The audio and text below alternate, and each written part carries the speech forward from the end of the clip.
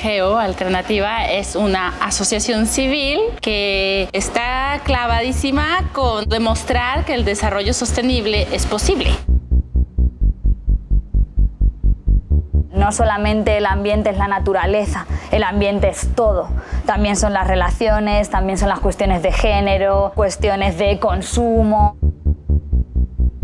Una laguna que está pasando por un proceso de desertificación y no debería de haber tenido una gran abundancia de agua, con ello actividades náuticas, plusvalía, pesca. Son procesos de empoderamiento para que las personas sean capaces de tomar sus propias decisiones y de participar de forma consciente en la sociedad.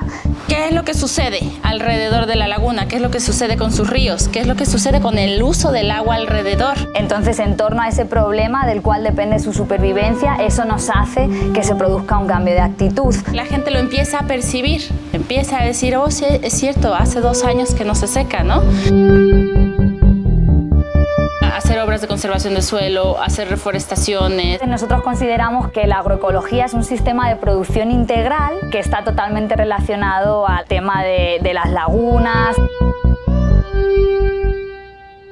Siempre pensamos, bueno, ¿y quién hace este tipo de soluciones, no? O sea, que tienen tanto que ver con nuestro entorno y nuestro bienestar. No, bueno, pues gobierno. Pero si somos miles o millones de personas afectadas, ¿por qué no podemos hacer nada?